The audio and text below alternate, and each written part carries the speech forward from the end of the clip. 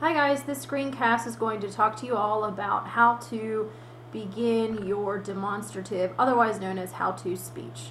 So if you click on guidelines for demonstrative speech, you can see that there are the directions there for you.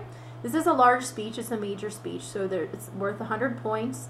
Of course, you want to have some sort of an outline submitted on the day of your speech.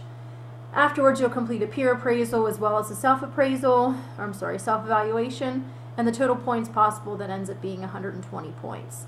As far as the length goes, this needs to be at least 4 minutes, but no more than 10, which is sufficient time to be able to teach a certain skill.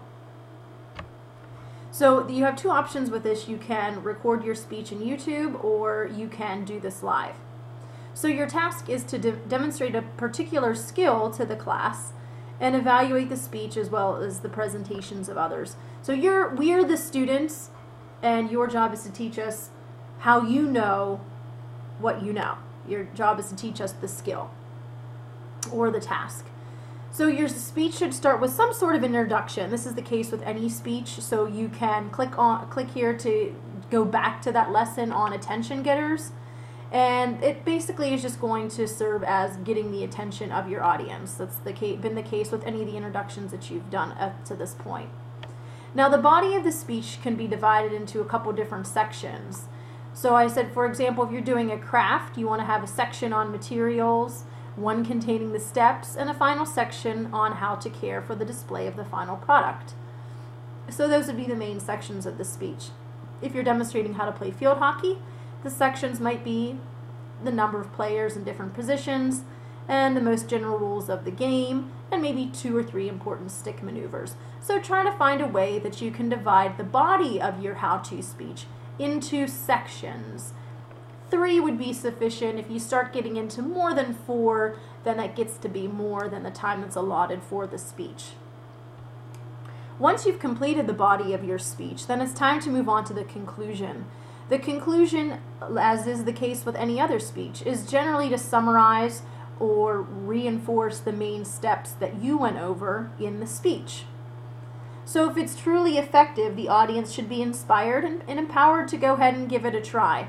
If you're trying to teach the process of something that takes years and years of practice to master, such as playing the piano masterfully, that might be too much for the audience members to take on for themselves. But maybe if it's to teach a few basic chords, for instance, then that would be the way to go. But if it's a task that you've learned how to do within a number of years, like I said, that might not lend itself to the best possible demonstrative speech.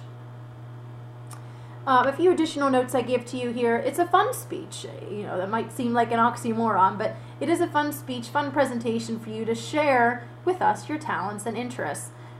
Another thing, you can certainly develop a slideshow if you'd like to go along with your speech, because visuals might be helpful. So maybe showing us how you complete one step and what the next step would look like.